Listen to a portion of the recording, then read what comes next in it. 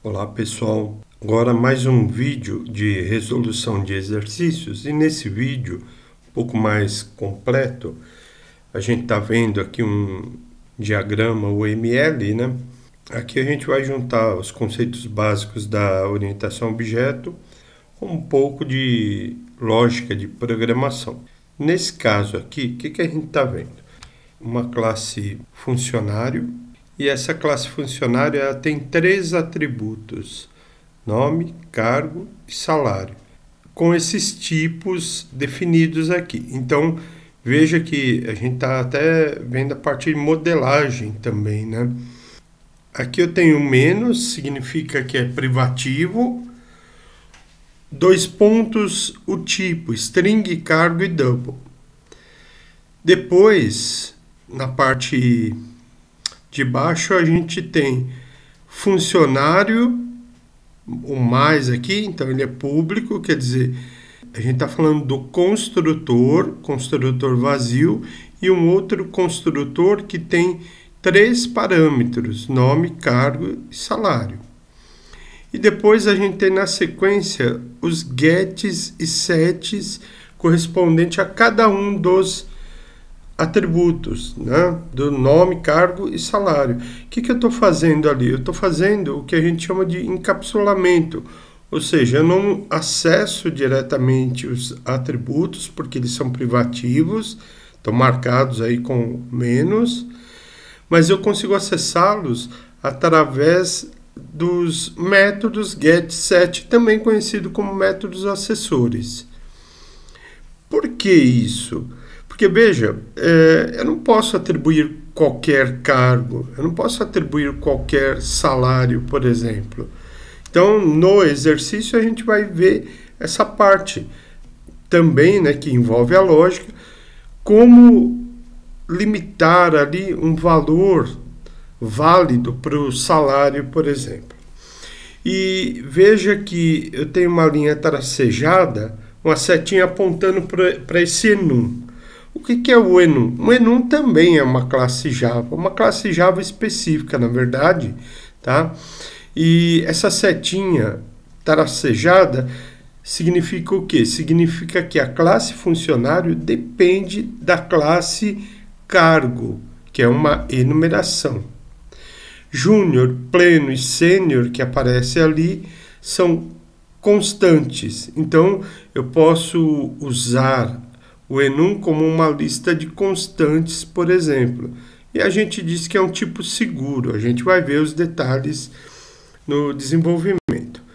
Então, trabalhando aqui com o nosso NetBeans, eu já tenho criado aqui o projeto, chamei de projeto cadastro funcionário. E aí eu vou fazer o seguinte, eu vou adicionar aqui, já posso até fazer direto, ó, Java Class. Aqui eu vou chamar de funcionário, o nome da minha classe, e veja que ele tem aqui um campo package. O pacote aqui eu vou chamar de empresa. Pronto. E aí, para a gente completar essa parte, né, vamos colocar também o enum. Então aqui, botão direito no mesmo pacote, aí aparece para mim Java enum. Eu vou simular como se não tivesse aqui. Aonde que eu acho se ele não tiver nessa lista aqui? Então eu venho aqui em outros, categoria Java, tipo de arquivos, aí tem ó, Java enum. E aí eu vou colocar, nesse caso, eu vou chamar o enum de cargo. Ele é uma classe também, então inicia com letra maiúscula e pronto, tá lá. Agora, vamos lembrar aqui que a classe funcionário tem os atributos nome, cargo e salário. E aí, como que fica isso correspondente no Java? Aí a gente vai para a nossa classe funcionário. E aqui eu vou colocar como comentário, só dessa vez, o atributo, como está lá no diagrama, né? Ele está desta forma aqui. Como que ele fica em Java? Então, o menos, que você está vendo aí, é privativo. Aí vem o tipo, que nesse caso, string, é uma classe, por isso o S maiúsculo, né? E aqui o nome do atributo, que é nome. tá? Eu vou tirar esse comentário aqui só para não ficar poluindo muito.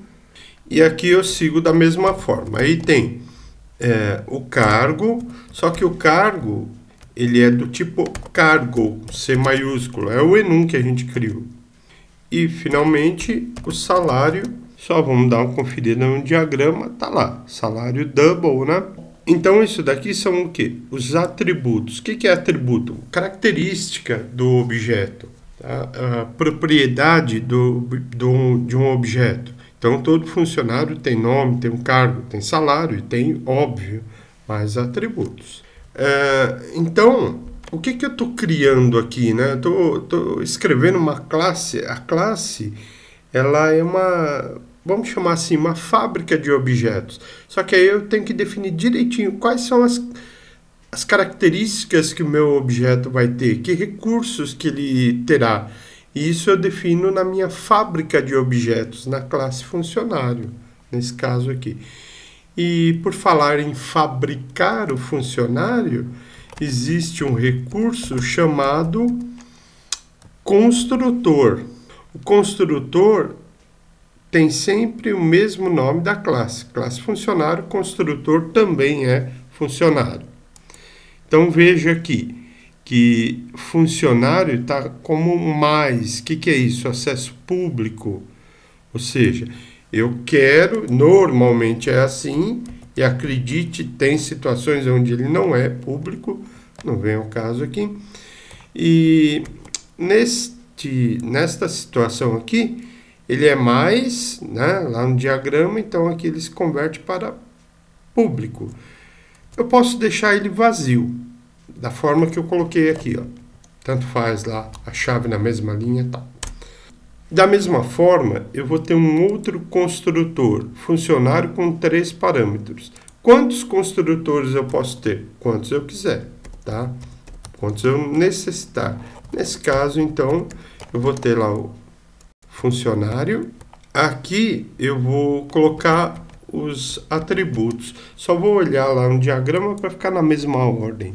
Isso não é obrigatório, mas vamos colocar assim: nome, cargo e salário, tá? Então, nome, cargo, aí, aqui é sempre o tipo e depois o nome do parâmetro. Nesse caso, que está dentro do parênteses, são parâmetros, tá? E aqui eu estou dando um espacinho, não é obrigatório também, salário. E aqui é o seguinte, agora vamos lá. Existe um objeto que representa a classe, no caso a classe funcionário. O nome desse objeto é diz. O diz, o que ele vai fazer? Bom, se ele é um objeto da classe funcionário, então ele pode acessar tudo que tem lá.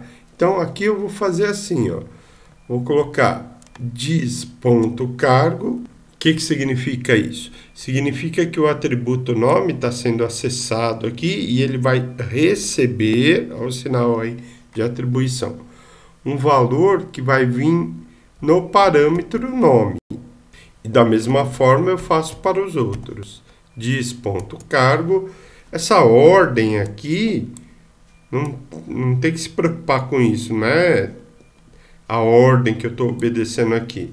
Só estou fazendo por questão de organização, mas isso não é obrigatório, tá? Então aqui, o que eu fiz? Eu tenho 2 construtores e o que o construtor faz? Ele vai literalmente construir o objeto. A gente vai ver aqui na execução, quando estiver no final do exercício, tá? E aí eu explico um pouco melhor isso. Bom, além dos construtores, vamos olhar lá no diagrama. Tem os get e set.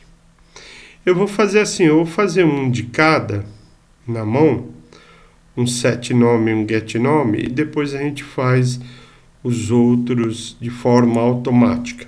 Esse recurso get set é tão usado que tem um atalho automático, para quem não sabe, na IDE, no caso aqui na NetBeans, mas qualquer IDE que se preze tem isso. Bom, então aqui eu vou escrever um método setNome. Vamos colocar o nome dele aqui primeiro. Então, set significa o quê? Esse prefixo aqui não é um comando, mas é uma nomenclatura já deixando a entender que eu estou atribuindo, no caso, um nome. Get significa que eu vou recuperar, quero que retorne para mim a informação de um nome, por exemplo. Então, vamos dar uma olhada aqui na assinatura do setNome. Ele é público, eu já coloquei lá, né? setNome. E aí vem o parâmetro, qualquer coisa, setNome tem um parâmetro. E void, quer dizer, não retorna valor, né? Então, vamos colocar aqui. E não posso esquecer, aqui ele não tem retorno. O que significa isso? O void significa o seguinte, se eu falar para você, escreva o meu nome completo, e aí eu vou passar o meu nome completo para você. E você vai escrever. Então, você está executando um método, escrever o meu nome completo. Pronto.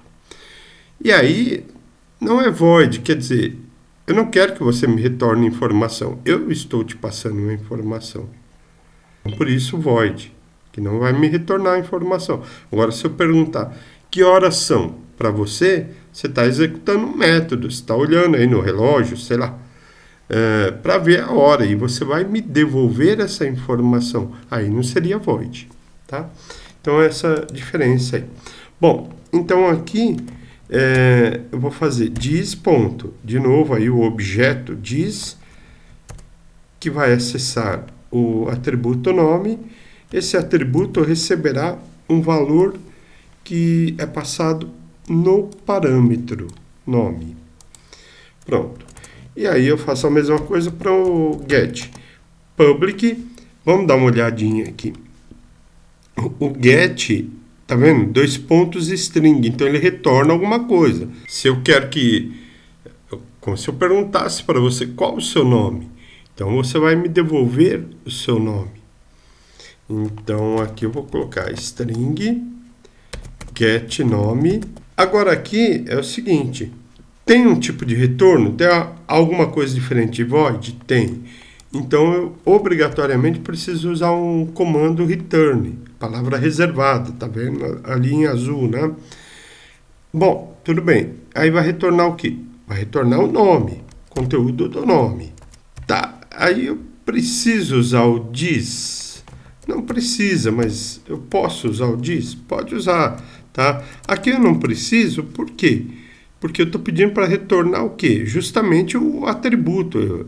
A IDE, inclusive, entende isso, vamos chamar assim, ela identifica isso, tá? Porque ela está marcando aqui, é nome. Ah, mas e aqui no set, por que não? Porque tanto o parâmetro como o atributo tem o mesmo nome. E aí, para diferenciar, a gente faz isso. Então, quer dizer, eu estou acessando o atributo que recebe um parâmetro, como eu falei. Aqui não, aqui eu estou retornando o valor do atributo. Mas se quiser colocar o diz, tudo bem também. Bom, aí, o que vem agora? Assim eu faço para os outros. Eu vou fazer de forma automática, ó, botão direito, numa linha vazia ali, em branco, inserir código, tá? Aí eu escolho get set, funcionário, quero tudo, né, do funcionário. Pronto, aí ele já faz para mim aqui. Não esqueça de Shift Alt F para formatar a indentação. Agora, só um detalhe que eu não vou fazer exatamente agora, mas eu vou trabalhar depois melhor no set salário, tá? Set salário a gente não vai deixar assim, não. Depois a gente vê aqui. Agora, continuando. Então, aqui eu tenho a minha classe funcionário já montadinha, bonitinha. Agora eu vou para a classe ENU, né? A classe cargo. Aqui eu tenho apenas constantes. Na classe de enumeração, ela, na verdade, é muito mais sofisticada do que esse uso que eu estou fazendo dela aqui, tá? Mas aqui é só para a gente aprender um pouco. Vírgula, pleno, vírgula, sênior, Então veja, são constantes, né? Mas para que eu preciso de um enum? Porque ele é um tipo seguro. Como assim?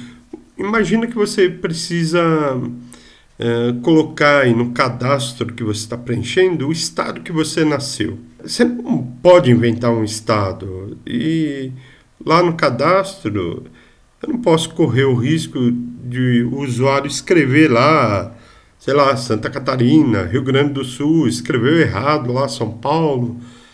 Então seria interessante que tivesse uma lista de valores já pré-definidos. Porque eu nasci no Brasil, eu nasci em determinados estados ali. Tá? Então, nesse caso, eu teria por trás uma enumeração. Poderia ser string aqui no cargo? Então, se fosse string, aí daria liberdade para eu escrever o que eu quisesse. O nome, obviamente, não tem uma lista, né, padrão de nomes. Qual vai ser a relação de funcionário com a enumeração? Está aqui, ó, a princípio. O atributo cargo é do tipo cargo. Aí causa aquela dependência que eu mostrei no diagrama. Tá certo? Então é isso.